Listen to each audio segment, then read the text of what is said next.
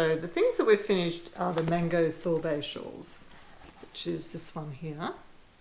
And it's out of the Delicious Crochet magazine by... Oh, stop doing this.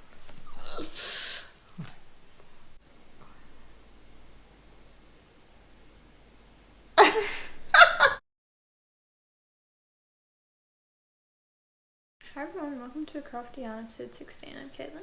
And I'm Samantha.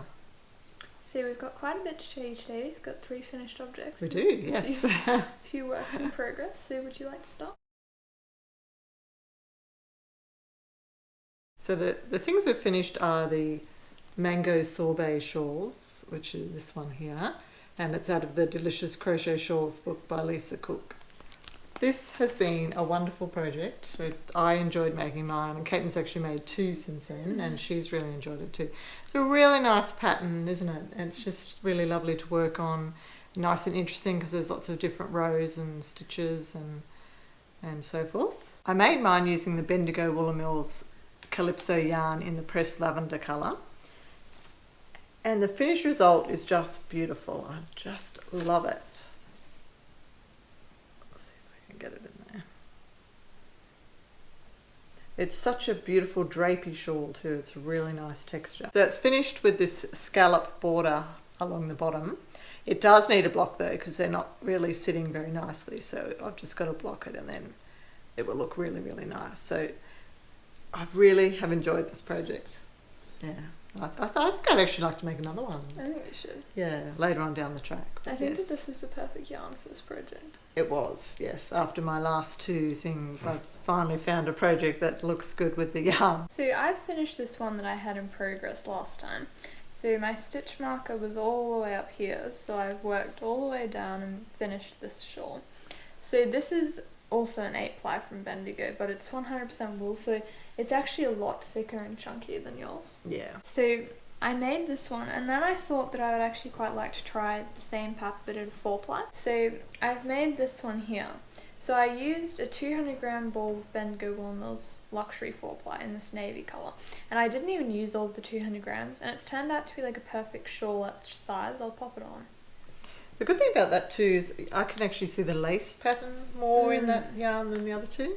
Yeah. It just looks stunning with that border, doesn't it? It does. Yeah. So that's sort of like the size of it. And then it also needs to be blocked. So I think it will grow maybe a little bit, but I actually think it's a perfect shawl. It's a good size, yeah. So I did exactly the same amount of rows as the other ones. But just using the thinner yarn, yeah. And then I'm thinking of adding a button to one of these so that you can just keep the ends contained in there. Yeah, there's nothing more annoying than your shawl slipping and sliding about, yeah. So I've actually got some more 4-ply, and I'm thinking I might like to make another one of these in 4-ply. Yeah, it's actually, I like them in the small size, yeah. The rows felt very long in the thinner yarn though for some reason. Oh really? Yeah. Yeah, it's interesting. So I've made a lot of progress on my little reindeer sack that we've been working on. So that's it there. It's from the Simply Crochet issue 116. So last time I was probably about halfway through the main body, and I've now finished that. So that's what it looks like there. So I finished all of the red double crochets. It's got this lovely green top with the white bobbles, and these bobbles did take quite a long time, but I think that they really look good on the top there. And then it's got this lovely drawstring through here, and you were supposed to chain something ridiculous like 180 and then slip stitch back into all of them, and I decided that I was not going to do that. So I've just done a little crocheted I-cord instead, and I think that's worked really well. So that's what it looks like all drawn up. So it's actually a really great size. It is, isn't it? Yeah. So all I need to do now is do the little reindeer and pop that on the front. And I think that's just going to be adorable. Oh, it is. Yeah, no. The bobbles on the top look really nice, don't they? And in the white, they really pop. Mine is very small compared to Caitlin. I haven't done a lot of work on mine.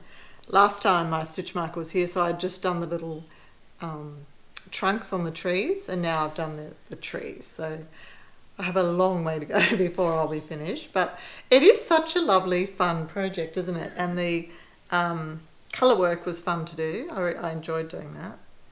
And I'm looking forward to actually doing the top, because the bobbles are just so cute. So do you think that you're going to get it done in time? I don't believe so.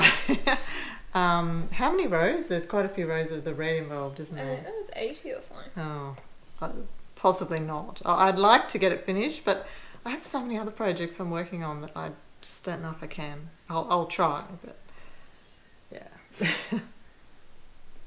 It might be for next Christmas. Christmas in July. Yeah, well, I could do that, couldn't I? I could definitely get it finished by then. The other joint project that we've been working on is our Victoria Shawl by Cherry Heart. We're both really enjoying this one too, aren't we? I haven't made one before, but Caitlin has. So I'm using a merino 4-ply, and then I've joined it with this FOMO. And I'm loving the effect that it's bringing. So we haven't done a huge amount, but it is growing. So last time we'd only just started my stitch markers up here. So we have done a reasonable amount. And these little puff stitches are really cute. And I think the detail, they really pop. I can really see them there. And I think it just looks really nice. And I just love the feel of it with the FOMO. It's really nice, isn't it? And soft, yeah. So this is my one. So I'm using the same yarns, just in a sort of mustardy yellow colour. And I've already done the same amount. And I think that it's looking really, really nice. So I started a new project a couple of nights ago, which I'm really enjoying. So this is a virus shawl. So this is like a bit of a classic pattern that I think that most people have probably heard of. So I've actually made 3 of these before. So this is my 4th one. And I'm using a yarn that I've had in my stash for a long time. So it's the Panda Crypto 8-ply, which is this one here. It's looking very pretty though, isn't it? It is. So this is sort of like a colour changing type yarn. Yeah. And I think that the way that it's sort of working up is really, really lovely. And this is really addictive. I just can't stop working on it. I wouldn't normally think to put the sort of brownie with the pink, No. but it actually looks really effective, doesn't it? It does. I really, really like it.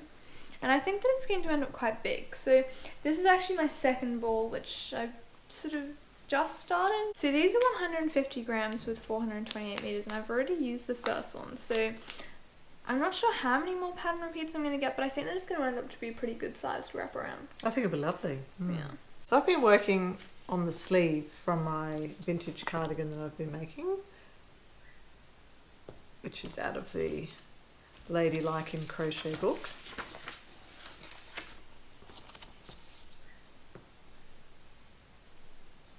So last time I discovered that I had done my sleeve wrong and I had to pull it all back. So this is using the Bendigo Woolen Mills Classic 8-ply in the Ensign colourway. I've actually managed to do the sleeve. So last time I was way down here, I'd only just restarted it, and I've got it to the point where I just need to do 2 more rows, and then I'm going to do the shaping for the sleeve. So I'm quite excited to get to this point. And I just really want to get the cardigan finished now. It's going to be so beautiful to watch. Oh, it is. It's a beautiful pattern. The texture on it is really, really lovely. It's just been a troublesome project for me, but hopefully I'm on the home stretch now. So the other project I've done a little bit of work on is my Charlotte's Universe blanket. So last time I'd just done the row of the grey, and I've done a couple more rows, the blue and the lavender colour. So I'm quite excited to get to this point because now we have finished section 3, so we'll be moving on to another section which is sort of a lacy floral, so that will be quite exciting, so I'm looking forward to that. But I do love it. It's just such a beautiful blanket, and the design of it is just so clever. So we've just got to chip away at it, and hopefully one day we'll have a big blanket. It's one of those very long-term projects. We've been travelling around looking at a few op shops, and we've picked up quite a few sewing patterns, but we've never been fortunate enough to pick up any yarn. But we happened to be in one the other day, and they had quite a few balls of yarn, didn't they? It was really exciting, and they were brand new balls, never been used. So we picked up this one, the Lion Brand Pima Cotton, in the blueprint colourway, which I thought was quite handy because we love making things with cotton dishcloths and all that sort of stuff. It was only 50 cents, it was such a bargain. So I think it was an 8-ply, is it? No, I think it's an Aran. Oh, it might be an Aran weight, yeah. So that was quite an exciting find. The other really exciting thing that we picked up was this Paint Box Simply Aran in the colourway 223.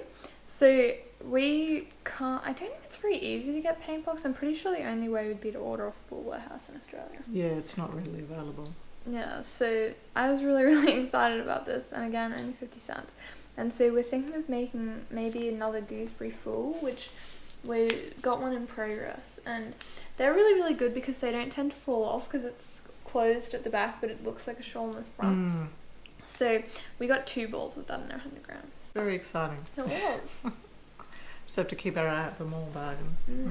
On the 3rd of October, we've got a video coming out as a part of a vlogger tour for a whip challenge. So make sure you look out for that because the aim is to finish a few of our whips during the month of October. So until next time, happy crafting.